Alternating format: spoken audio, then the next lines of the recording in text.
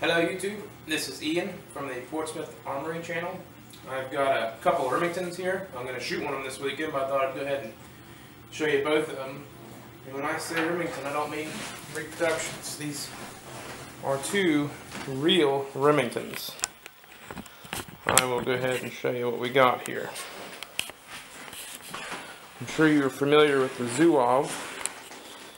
This is a really, the name of them was the 1863 Remington contract rifle.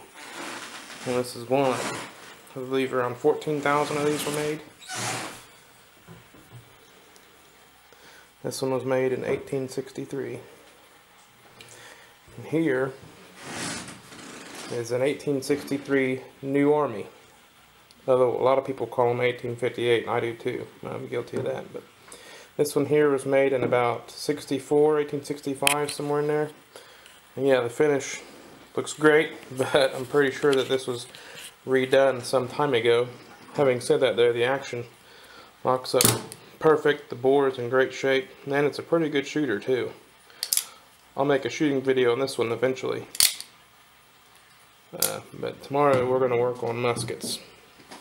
Like I said, this is an original 1863 Remington contract rifle. Here you can see a couple of projectiles we're going to shoot. Let me put the camera down. Let's reposition here and we will show you what I'll be shooting tomorrow. Alright, I'm going to show you some of the projectiles we'll be shooting tomorrow. Here's a traditional one. It's not an exact copy, but it's pretty close. This is well, a lot of people refer to this as a Minie Ball because of the hollow base, but this is actually a Burton ball. The Minie Ball would have had a plug in it, a wooden or iron plug, and it would have been smooth-sided. It would have been paper patched. James Burton was a master armorer at Harper's Ferry for a while, and he actually designed this. He discovered that you didn't really need the plug, and he put the lube grooves on it, and you could load it without paper patching it to keep the fouling soft. He's pretty accurate, great design. This is a Lyman mold. Notice how thin the skirt is. And this is important when shooting target loads, and this is how they would have been originally. This is a 510 grain Mini. Lyman also makes one very similar to this. They make a 460 grain, old style they call it. Although originally the weights would have varied quite a bit for different contractors who made them. I've got a couple other ones here, some more modern designs, Target. These are semi-wad cutters. I'll call them minis also. But this one here, this is a Rapine, out of a Rapine mold now. Ray Rapine stopped making them. Someone else may have bought them. I don't know. I've still got this mold. This is a 315 grain semi-wad cutter. Shoots pretty good. It doesn't carry as much lube as the bigger Mini, the big Mini some people call it. So I'll put a little bit of Crisco in the base, fill up the cavity. The one I'm shooting now, this is a Gonf mold. You can see it's pretty similar to the Rapine. It's a little longer, carries a little more lube, but I still like to put a little bit of Crisco in the base. Something keeps that fouling soft. I don't put the Crisco in the base on the big Minis because it carries quite a bit of lube, and it's usually pretty easy to load. For those of you not familiar with the Gonf mold, they're pretty nice. Here is one. Notice they're 2-cavity. As far as I know, he's the only one that makes a 2-cavity Mini mold. Lee handles fit these, RCBS handles fit them. They've got great big holes in the sprue plate. You just dump your lead in there, cut the sprue, open it up, and they fall right out. Now you have to spray the release agent or some kind of graphite on it, keep it lubed and working real good. I spray with that Frankfurt Arsenal release agent. Keeps this thing running smooth. You can cast a lot of minis really fast with one of these. I have one for a 54 caliber Mississippi that's on the way. We'll do an unboxing and review of that when it gets here. This is the 315 grain semi-wad cutter. I noticed that the size is stamped on it 577. That's what it falls out of the mold. It's pretty close to that. I sized them down to 576. Now this Zouave has been relined. fellow named Bobby Hoyt does the relining jobs on these things. Another fellow named Daniel Whitaker relines them.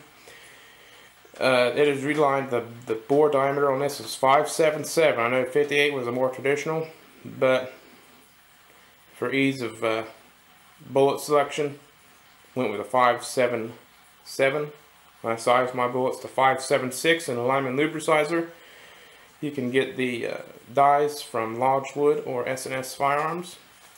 The rifling is a 3 lands and grooves of equal width, 1 and 60 twist, and they are what they call a progressive depth, and that's how they would have been originally. That means it's like if you're familiar with a shotgun, the choke, it's more open back here, and the further you go down the barrel, it constricts, gets tighter. That helps that Minie Ball seal really good. Alright, I know some of you that may be watching or may be totally unfamiliar with Minie Balls, or maybe you are, but you can't get it to shoot right. Can't get your rifle to group. I hate to say there's some definite rules on stuff, because as soon as I say that, somebody will give me an example of something that flies in the face of what I'm saying.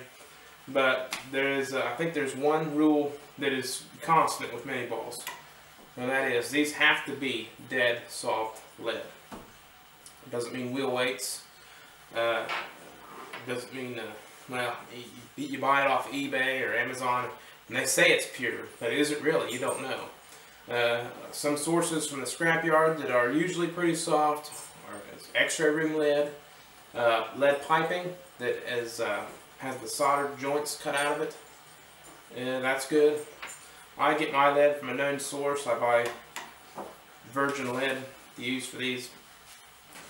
And if you don't have a lead hardness tester, you should get one if you want to shoot these. But one way to tell, and this isn't it's not a scientific test, but you should be able to, with very little pressure, squeeze this and deform the base of this Mini, these cavities.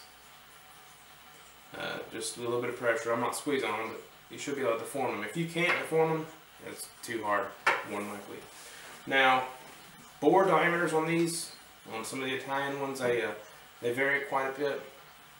The best way to find out what your bore diameter is to get a set of pin gauges. Now, if you've only got one gun, it's probably not really worth it. But if you belong to a reenactment group, and you guys want to do some live fire accurately with them, maybe the group should invest in some pin gauges.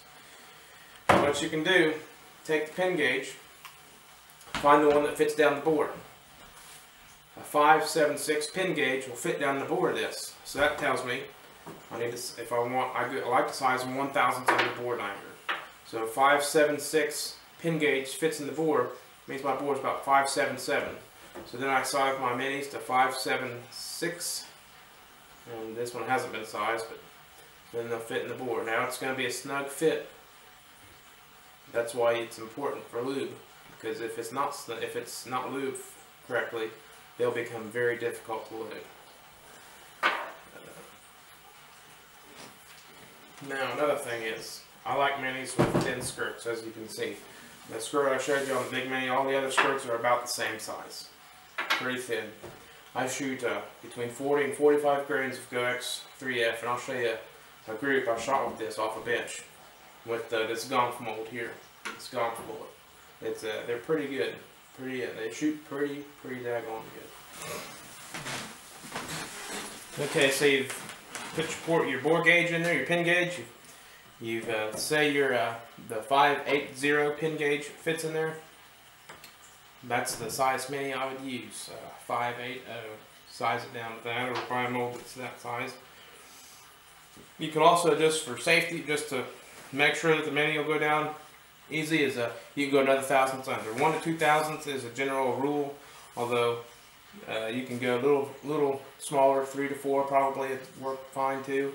But the rule of thumb is 1 to 2/1000 under bore diameter for your minis.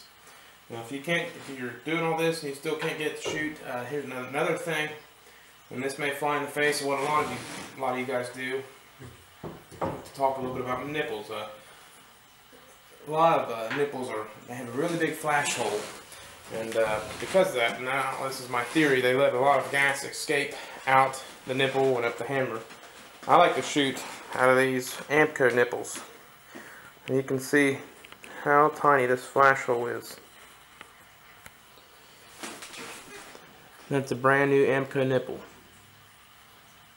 Now if your chamber's clear, the powder will come up right to the base of that nipple, and your little flash from the cap will set that off. There's very little gas that can escape out of that. So that's another trick you can try. These are all I shoot. Now if you're shooting blanks, you may want a bigger one, but for live ammunition, I would try something like this.